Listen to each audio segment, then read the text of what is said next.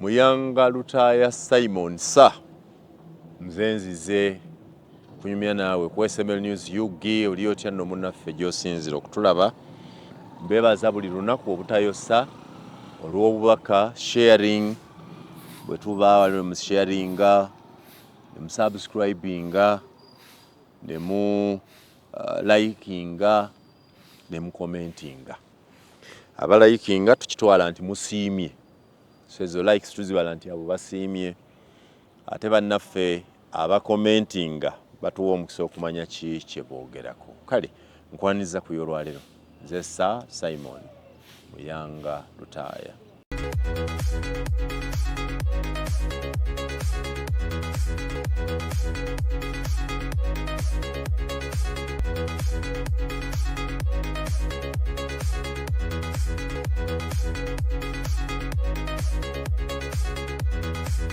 This is Inside Out. Oli otya nno gy'oli? Tuli mu ggandaalo lya Ssekukkulu. Kiki ky'oyigizeemu mu nnaku zaffe zino enkulu? Krisimansi eno ng'oggyeko okuba nti ge mazaalibwa ga Mukama waffe Yesu Kristo. Kiki ky'olabamu? Ndabamu abantu olwali wabaddewo ebintu ebyewuunyisa sabbiiti eno. Waliwo amawulire agafulumye nga galandibadde galaga nti Uganda egaggawadde. Amawulire agasooka gaga nti Uganda omuwendo gw'obungi bw'emmwanyi bwe twaweereza mu nsi yonna, coffee exports, gwali gulinnyidde ddala nga Uganda kati eri mu mawanga agasooka agasuubula ennyo emmwanyi. Ekyo nno kiba kitegeeza bwe baba batutte emmwanyi zaffe ebweru, ssente ziba zisigadde wano. Oteekwa okuba ng'okiraba mu bantu. It must be reflected nti abantu embeera ekyuse. Sabbiiti eno yennyini ne balaga nti ebyenfuna bya Uganda bizuukidde. Our balance of payment egenze mu 8.5 trillion. Balance of payment kikugereze ntya nti kitegeeza okubanga omuwendo gw'ensimbi ze tufuna mu bintu bye tutunda gwagala kwenkanankana n'omuwendo gw'ensimbi ze tuweereza ebweru, ffe bye tugula. It's a balance of payment. Kitegeeza nti kale twagula ku Kenya ebintu bya bukadde buna, naffe ne batugulako bya bukadde buna. Baatuwa bye batalina ne tuba bye tulina, tuli mu balance awo gye bayita balance. Oluusi bali babeera basingako oba nga ffe tusingako. So kibi nnyo kubanga eggwanga lisinga kufulumya ssente zaalyo, basinga kugula. Mwe mugula buguzi buli kiseera mmwe zigenda, mwe temulina bye musikiriza ebyabali okujja wano.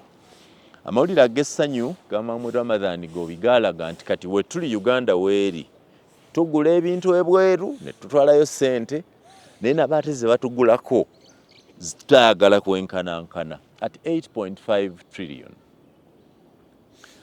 Era sabbiiti eno ne tufuna amawulire nti Uganda eyongedde okufuna ensimbi mu zaabu waayo. Eggwanga ne badde lina zaabu gwe bayiikuula. Enjogera ennyange badde nga nti ezo ssente za Museveni baazibadda gavumenti emanyi ababirimu biki, ng'abantu balinga abaga nti byakukuta bukukusi tuleme kutegera kigenda mu maaso. Sabbiiti eno baafulumya amawulire nga galaga ensimbi trillions of money Uganda zeetandise okufuna mu zaabu waazo. Ekyo nno kitegeeza nti essente ezo zijja wano. So njagala kubuuza gy'oli, nja kunziramu, Uganda egaggawadde, abantu balina ensimbi. Pulezidenti Museveni abadde atambula eggwanga lyonna ng'atulaga abantu oli abanaga nti kati nyingiza miliyoni, waliwo yatuga nti afuna miliyoni 2 buli lunaku, atunda ttule z'amagi 2,000 buli lunaku ezifuluma. Oli naga nti kanyingiza miliyoni buli lunaku, nyingiza ssente. Waliwo ssente ze boogedde ng'ola ziringa ennene nnyo. Kituufu ssente ezo mu bantu gye ziri muziraba? Abantu ebyo ebintu babikola? Ow'amagi ttule 2,000 oyo nzikiriza muweerako obujulizi kubanga we waffe kamuli buli omu amanyi basangwa. magi tray 2,000 2,000 trays of eggs nga buli tray ya mutwalo balamu ziba sente mmeka. It's very simple okubanga okibalamu. Abantu abo bongera okugaggawala nga baawano kitegeeza nti sente ezira bazisaasaanyiza wano zitutaasa ku bayindi mugambeko zitutaasa ku bayindi abandi tulute sente ebweru nga buli kye batunda kiri bweru. Bwetandika okuba n'ebintu bye tukola wano mu Uganda ne bannaffe ne babigula batulekerako wano ku nsimbi. Kati ensimbi zaabwe ezo ez'ekitiibwa ne zikuuma ensimbi yaffe. Tumalako sabbiiti eno nga n'eddoola ekolera ddala bulungi. The dollar is performing very well, very strong against the shilling, The shilling is performing very well against the dollar. Kitegeeza mu mbala y'abaasoma eyaffe abayivu ebyenfuna bya Uganda bitambulira ddala bulungi. Kuwaffe ebyo bye tubala. Emirimu mwaka oguwedde Mwami Museveni yatugamba nti factory emu Embaale etuwadde emirimu 1,12,000. Emirimu kati abali mu factory emirimu gye batuwa egitondeddwawo bala 1,200. Kitegeeza nti waliwo abafuna buli omu ne bwafuna emitwalo 2 oba 3. That's money eziyingira. So ng'otunula Ssekukkulu y'omwaka guno nga weeteekateeka ennaku zino entono ezibulayo okugenda mu mwaka omupya, olaba otya ebyenfuna bya Uganda? I have great interest to see. Obiraba otya, obitegeera otya? Ab'omusolo nabo sabbiiti eno era twategeezebwa nti nabo baasolooza kingi okusinga ku kye baateekateeka. Surplus mu kwota gye baali babaze mu banka baba bakola emyezi esatu, first, second, third quarter ne fourth. Baalaga nti sente ze basoloozezza mu kwota eyaggwa nnyingi okusinga ze baasuubira. Awo eggwanga mu byenfuna eby'abayivu liba likola. Gwe gy'oli olaba ki? Gavumenti egamba nti tewakyaliwo bwetaavu mu Uganda obwa essentials nti oli awo ebintu tobiraba. Bw'oyagala sukaali omufuna, bw'oyagala omunnyo ogufuna, bw'oyagala sabbuuni omufuna, amafuta ogafuna, butta alabika, buli ky'oyagala kati okifuna, nsimbi zo ze zikusalako. Awo eggwanga liba likula. Ewammwe kiri kitya? Olaba otya ebyenfuna bya Uganda mu kutegeera kwo? Saagala kuba nti wabisoma naye gwe mu kulaba okuku olaba otya?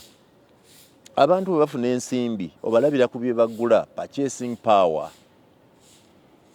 Ogenda okulanga ewammwe ku kyalo kuzzeeko akaduuka ka hardware akatunda seminti. Ow'edduuka lya hardware taliyinza diteeka ku kyalo kwamanyi nti tekuli nsimbi, abantu tekuli bakasitoma. So bw'ateeka nolanga motoka ya seminti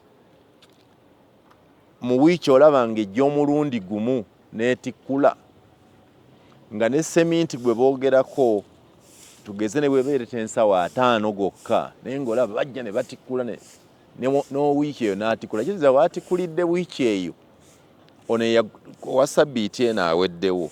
Kati wamaliddewo seminti wa sabbiiti eno kiba kitegeeza kyeraga lwatu nti waliwo ssente mu bantu, kubanga abatalina ssente bayinza kugula seminti. Lwaki nkuwadde seminti? Emmere oyinza okugaa nti akawunga bateekwa buteekwa. Ebintu ebyo ebiraga nti eggwanga lyaffe likula. Ku kyalo kyammwe biri bitya? Entambula eri etya? Bw'oyagala okuva ku kyalo kyammwe ogenda ewalala biri bitya?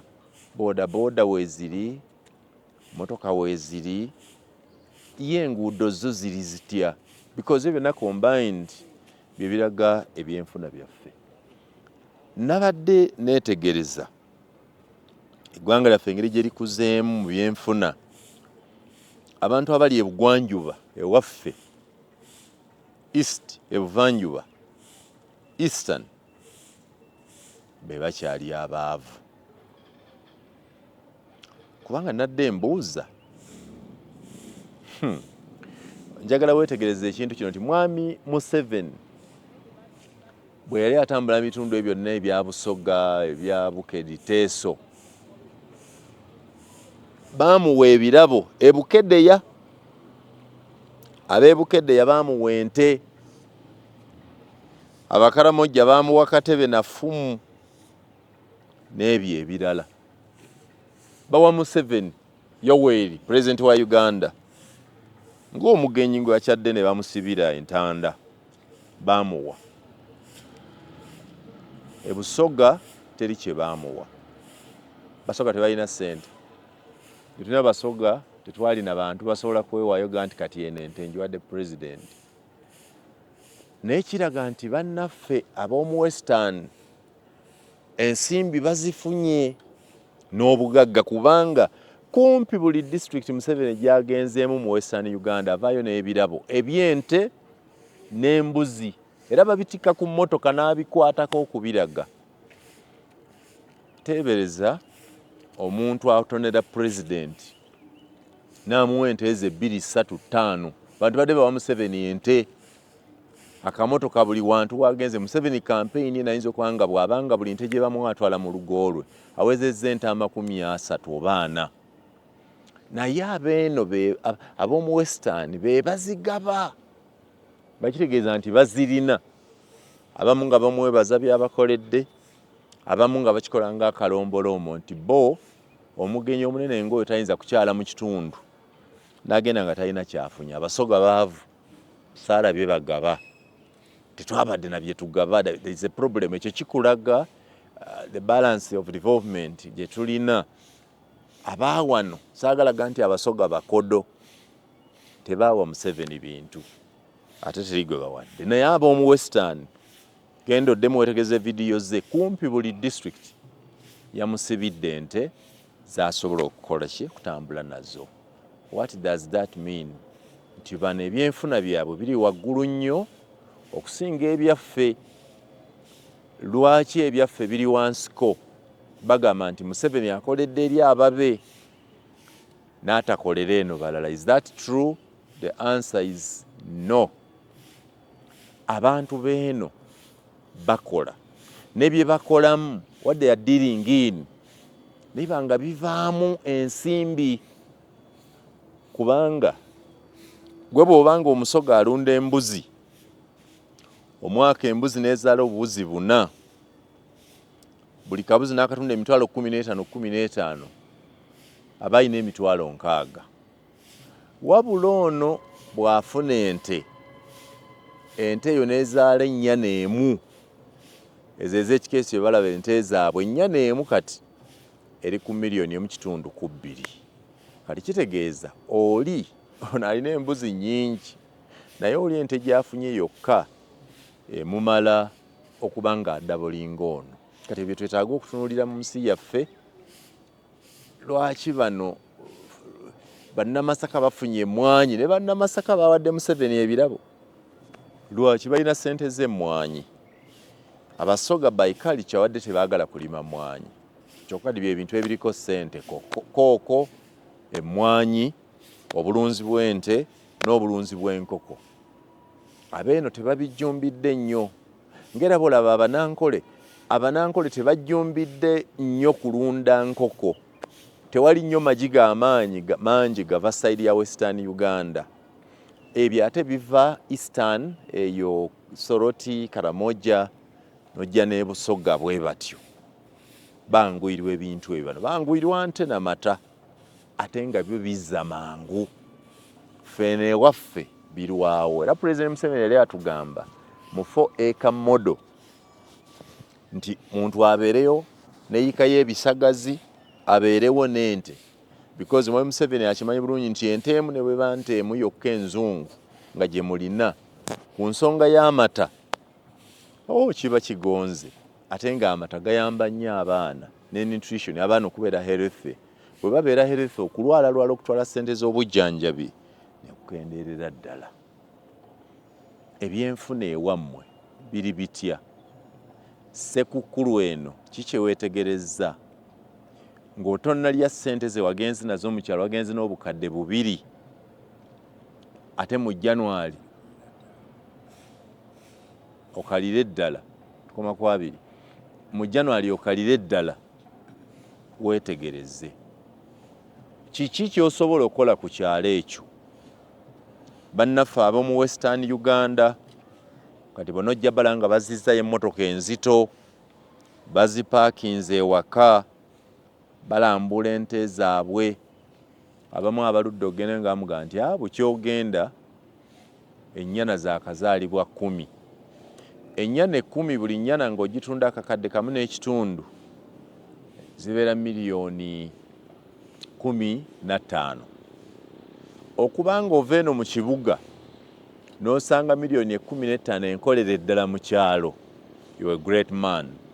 Obeera osobolera ddala okubeera great. Mubitubuuza nti gwe obirina, nedda.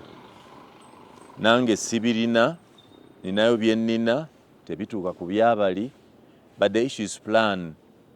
Sibirina naye bijja mbikoze. I have the assurance that I will have them.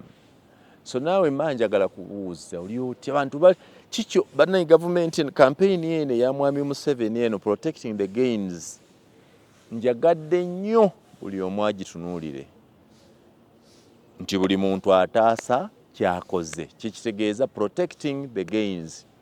Kale buli muntu ataase kyafunyeewo. Oteekwa okuba nekyotulaga eyafuna omukazi that's a very much gain kubanga luli wali omu kati muli 2 wafuna omukazi eyazaala omwana yes family yali ya muntu omu 2 kati mwayongerako omwana it's a gain and you have to protect your mwana.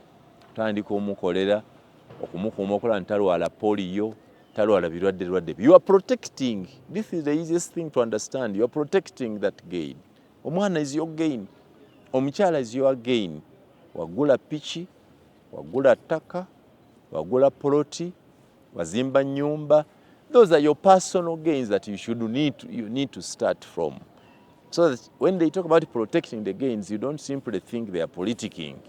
You know that people are talking about survival. Protecting the gains.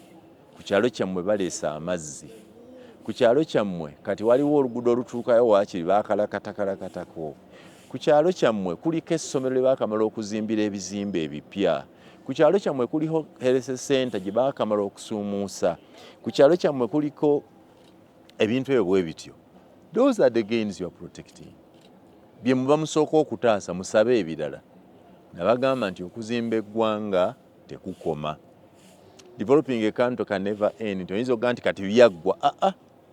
N'Abamerika bakyalina bye bakola. Balonda gavumenti buli luvannyuma lw'emyaka 4 ng'ekibalonza gavumenti kikubaweereza.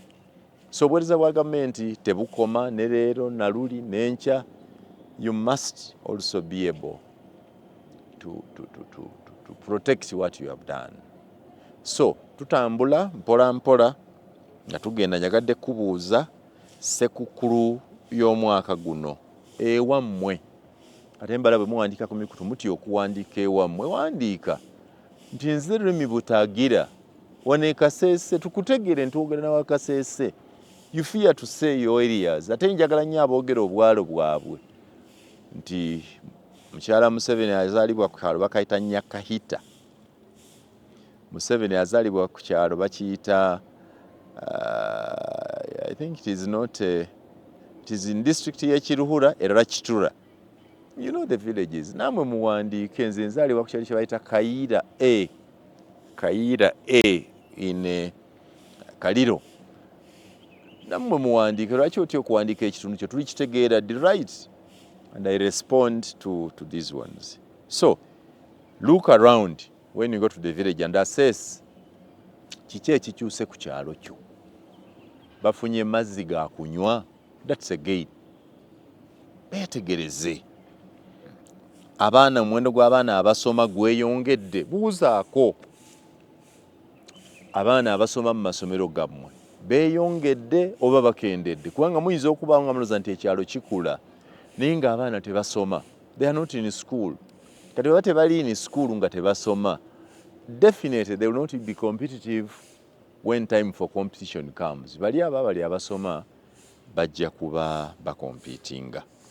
So njagala okwagaliza Ssekukkulu nga nnungi,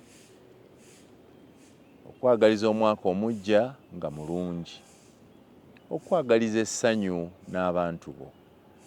Tufube nnyo okudda mu byalo ewaffe kuba y'enkola yaffe mu Uganda, bwe buzaaliranwa bwaffe, buli omu alina ekyalo gye bamuzaala era emirundi egisinga gye tuziikibwa. Naye mujja n'embeera eno mu bitiibwa gye tubeera, n'ozimba by'ozimba, osula Kololo, ku kyalo kyammwe n'ogendayo ng'omwana bw'alwala omusujja ate naawe oyomba buyombi. Now there is no clear hospital, they can't even test blood here. Bw'obadde e Kampala ebyo tewabirowoozaako, oba kubirowoozaako wandibadde ofuna. Oteekwa okubanga ku kyalo kyammwe kati we tuli basobola okukebera omwana omusayi gwa malaria, typhoid n'ebirala. You must be ng'oli ku eri eddaala. Muteekwa okubanga ku kyalo kw'oli banywa amazzi amayonjo. Teekwa okubanga ku kyalo ebyalo tetukyasulayo kikyalo mu Uganda woga nti njagala kunywa amazzi ga mineral gano agali bottled nga ku maduuka tegaliiko. Bwe kibange ewammwe bwe kiri bayambeko. Find a way of doing that. Kale nange nja kuba nserengeta mbeere ewaffe baga nti ekyalo bakita Kayira omuluka gw'enzaalibwamu baguyita Buyugge, eggombolola gy'enzaalibwamu bagiyita Gadumire, disitulikiti yaffe bagiyita Kaliro, mu kifo oba mu kyalo kya Kyabazinga ekimanyiddwa nga Bulamoji. Oteite atufuga His Royal Highness Edward Columbus Wambuzi gyali bulungi era tukola bulungi emirimu gyaffe. Nja kusabira mu kkanisa yaffe ya St. Peter's Church e Buyugge bwe nabatizibirwa edda n'okusibwako. Nja kulambula ku masomero infrastructure ku kyalo nga sinnava. Nja kwagala okulaba amasomero aga primary agalinaanye ewaffe, ndabayo kati n'aga private nga gavuganya. Ekyo nno kirungi ddala.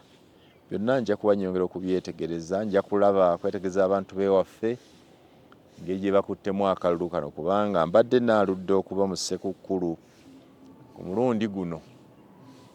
Mbadde mbeeranga mu campaign bwe ntyo. Kuno siri mu campaign okuggyako eya Mwami Yoweri Kaguta Museveni. Nja kuba ngezaako kwetegereza ebitambula era ngenda kukozesa obudde bwonna obunaasoboka na buli mukisa gwonna ogunampeebwa okwogera okusaba akalulu ka Yoweri Kaguta Museveni, protecting the gains for God and my country.